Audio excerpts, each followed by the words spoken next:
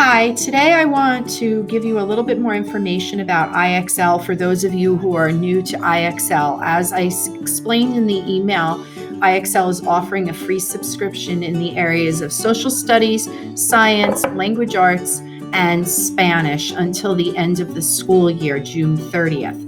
So just as a reminder, to get to IXL, we would like to sign in using Clever, using our Clever extension. So we would click on that, and if prompted, we would enter our FLBOE credentials.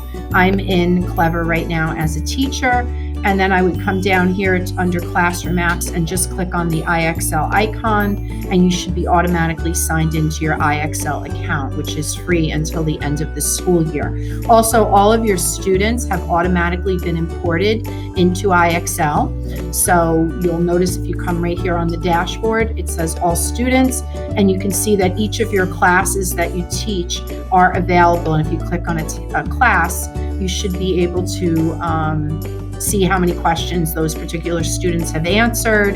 This is a new teacher, so you're getting math results here right now. And if you go to students, let's just click on students so you can kind of see what you'll see as a teacher. You should be able to click on any of your students and get an overview of what that student has done in your class. And what questions they've answered. Almost all the students will have only answered questions in math because that's the only subscription we've had up to now. But you can narrow it down as your students start doing questions in your subject area. You can narrow it down to either language arts, science, social studies, or Spanish. I'll just click on science, for example. Nothing's been answered by that particular student. You can narrow as well once you come under here, under the Students tab, the class. You can look at just a certain class of students, which would limit the people that come in the drop down. So you can switch around here to kind of get data based on particular students who are practicing in IXL. So what is IXL? IXL is a really great tool for you to use for students to practice the skills that you may be teaching them during class. That's basically it in a nutshell. And what I love about IXL is that it is adaptive, meaning that as students answer questions, they will either go up or down in level depending on their answers. So if a student comes in and they're answering questions in science and they're getting them wrong, the program will adapt the questions to make them easier. And it will also provide support underneath the question when a student gets something wrong and explain why the student got the question wrong, what the right answer was, and then give them another question that's similar or a little bit easier to allow the student to be successful in answering the question before it builds up to more difficult questions in that particular topic. That's the easiest way to explain it. And what I really love about IXL is there's a lot of quick cuts for students and teachers to kind of monitor student progress. So let's just start with the Learning tab. Students will have their own Learning tab, and they'll have all these subject areas available to them now until June 30th. So if we just pop into science, for example, science is organized by grade levels, and you'll see it goes all the way from second grade all the way to 8th grade. So as students are completing the skills and learning the skills, if need be, you may assign a skill in 7th grade, and if that student's not getting it, it may jump them back to 5th grade to explain that particular concept. It may jump them back in grade level a little bit. So let's just take a look at the 7th grade skills. Right here, there are over 123 skills that are offered for 7th grade students in science, and they are organized by different categories ranging from A to all the way down here to double H, units and measurements. Now, how do you assign topics? Essentially, it's pretty easy to assign topics or things in IXL. You would basically tell the students, hey, I want you to practice photosynthesis 1 and 2. And students would just simply go to their dashboard and click on U1, and questions would pop up and they would get started. And there's always a challenge that IXL is doing. They try to motivate students. So in this case, it's answer 6 out of 8 questions correctly to complete the challenge. And they would hit start, and then they would read, look at the pictures, and then the question says select all of the true statements. So I'm just going to select 2 randomly.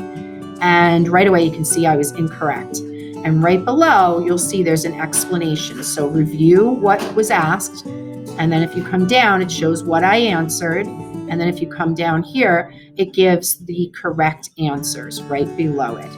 And then you say, got it. And then it gives you another question that's similar. So let's try this one and hit up. That was still correct.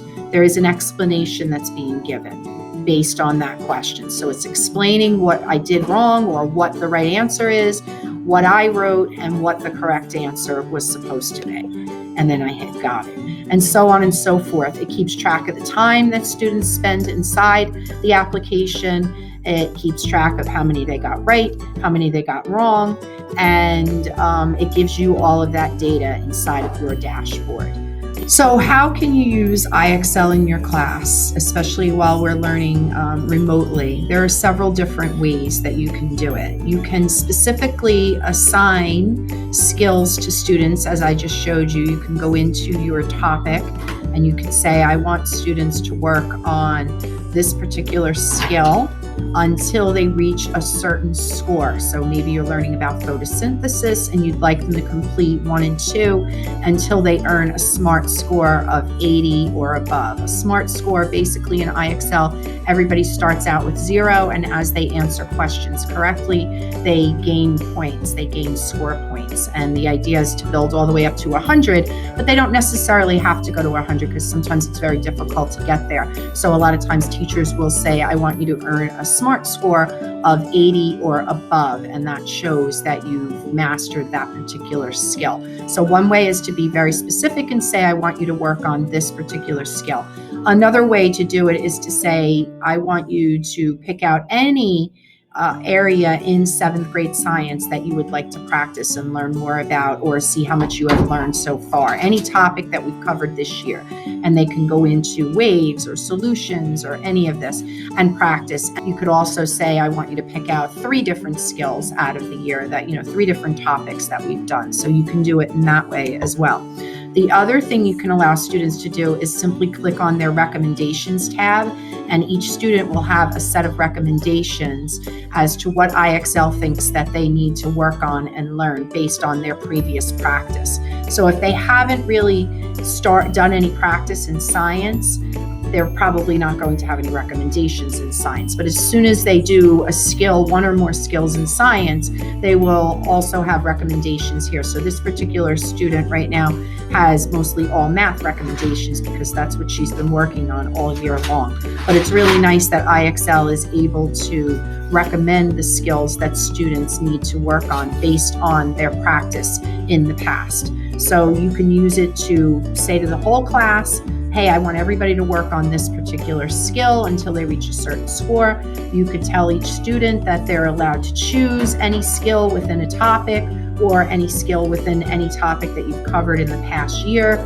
You could also tell students to go by what IXL recommends for them to do. Those are just a few different ways that you can approach IXL. So let's take a look at some of the other subjects. Let's click on language arts. You'll see that language arts is organized by grade, similar to science, which starts with pre-K. However, language arts goes all the way up to 12th grade, whereas science stopped at 8th grade. So let's click in 8th grade to see the skills. Language arts is organized according to 5 different categories. We have reading strategies, writing strategies, vocabulary, grammar, and mechanics. If you want to jump to any of these categories, you can click on the hot link there and then just scroll right back up. I want to show you a little bit of what a SMART score looks like as you get answers correct or incorrect. So let me scroll down to grammar and mechanics and click on a strategy there. A skill there. And right here, you'll see the SMART score. As I was saying earlier, it starts at 0 and you're expected to build up to 100. Now, you definitely don't have to have all of your students, as I explained, get to 100. An 80 is fine. Maybe for some of your advanced students, maybe you want them to get to a 90. 100 definitely requires them answering a lot of questions, especially once they reach a score of 90. They only get 1 point, I believe, for each correct question answered. So it takes them, an additional 10 questions. And if they get one wrong, it bumps them all the way back down again and they have to start over. So sometimes having them go all the way to 100 can actually frustrate them a lot. So that's why I think like 80 to 90 in that range is good for the SMART score. But I'll show you how it builds up. So it'll give you in language arts, what kind of a sentence is this? We're doing declarative, interrogative, imperative, and exclamatory. Don't overlook JITA when choosing the new principal. Let's just click an answer, hit submit, and you'll see that we are brilliant. And because we're brilliant, we get 10 points on our SMART score. Now let's randomly select one and see if we can get it wrong. And right away, that is incorrect. You'll notice the SMART score went up by 10, but only went down by 1 when I got it wrong. And then underneath here, similar in the science, you're getting the explanation. What kind of sentence is this? It explains what you answered. Then it reminds you of the 4 different types of sentences. And then it gives the explanation of why the sentence tells about something but shows surprise and ends with an exclamation point. Therefore, it's an exclamatory sentence, and we chose declarative. So that's why we were wrong. Once the student's done reading that explanation, they would hit got it, and they would be presented with another sentence. And like I said, IXL is adaptive. So if need be, it will stay at this level or go down a level until a student is able to progress onward. Teachers have the ability to see what other levels are going to look like from a student's point of view. So right over here in the lower hand corner, I'm in a teacher account, so it says teacher preview. I can jump down a level and I can jump up a level. And obviously teacher results are not recorded. So if I want to see what this particular skill looks like at the lower level, I can hit the back arrow. If I want to see what it looks like at the upper level, I can hit the forward arrow. So let's just take a look. And in this case, this skill might not be too much different. So if we go back one, we're jumping to a previous level. Maybe the sentences are a little bit shorter, easier to understand. And then let's take a look at jumping up 2 levels. So you'll notice when we jump up we jump up 1 level from the level for 8th grade, it gives us 4 choices instead of 3, and the sentences are a little bit longer. So each skill will be adaptive, and it will either move students up or down depending on how well they're doing within that skill. That's another feature that I really like about IXL. Let's take a look at another subject area, social studies. So you'll notice that social studies is organized similar to science from 2nd grade all the way through 8th grade. And it also has the advantage of searching by a topic as well, which I think might be a little bit more accessible for our 7th and 8th grade social studies teachers, since 8th grade focuses on civics and 7th grade focuses on world history. You can go right to topics and you can look at all of the topics covered under civics as well as world history. And if you click, you'll see there's 118 different skills under all of these different topics, and it even lists the grades that the skills are present in. So if there's a skill that you cover and it's not in 8th grade and maybe it's in 6th grade or 7th grade, you can still look at that skill and assign that to your students and have them get some practice in that skill. And the same goes for the world history section. Let's click on one of the 8th grade skills and see what the questions look like. Now you'll notice here in social studies, it does still have a goal for students. They have to answer 6 out of 8 questions correctly. However, over here, there's no SMART score. So social studies and science are the 2 subject areas that don't have the SMART scores, unlike language arts, math, and even Spanish has a SMART score where students answer questions until they get as close to 100 as possible. These 2 subject areas just have challenges. So this is stage 1 of 3 in the challenge. They have to get 6 to 8 correct in this particular challenge. And that's the way social studies is organized. But everything else is pretty much the same. They get a question presented with a bunch of answers. If they answer incorrectly, let's see if I can answer incorrectly, it will tell them an explanation and what they answered and the choices that were correct and which one wasn't correct. It kind of guides them along in explaining what they should have answered correctly and why they got it wrong. And it does still keep track of the number of questions they answered and how much time has passed as well. What I also like about social studies is there's a lot of interactivity in the questions. Some of them are drag and drop, some of them are multiple select, some of them are click until the right words are filled in. Like in this particular one here, you're correcting errors in the sentence text to make sure the sentence makes sense, and then hitting submit. And if you get it wrong, it does give you a very thorough explanation. So that's the way social studies looks. Let's look at the last topic here, the last subject, Spanish. Spanish is totally different in its organization in that there are no grade levels. It's just different units. There are 7 different units, and each unit covers all the different grade levels. So there's no, I'll go into 7th grade Spanish or 1st grade Spanish. It's just Spanish, learning the Spanish language. And it is teaching them fluency with interactive questions, audio, real world narratives. They have vocabulary, grammar. So if we click on the first area here, well, we don't need to click on it, it's all here. You'll see it's organized into vocabulary and context. And the middle column here is all grammar. So vocabulary, grammar, and then in context types of skills that they'll be able to practice. Let's click on here so you can see what some of the questions look like. You will see the SMART score is back, the number of questions answered, the time elapsed, and the teacher does once again have that ability to jump up and down in levels, so to speak. Here you'll notice that there's a picture. So who is this? And there's 2 answers here, the student, the teacher, the professor, and there is the audio. La profesora. El alumno. Yeah, so they can hear the La text profesora. as well, which is nice because Spanish is does have a lot to do with the auditory. And then up here, that learn with an example is back that we saw in the language arts and the math as well. So if we click, it's going to give you an example. Here are some nouns you can use to identify people in general. And then it says back to practice. So it is very similarly set up once you're inside of it to language arts and math. And they can jump levels as well and kind of see, well, the teacher can jump levels to see what an advanced level would look like as opposed to a lower level.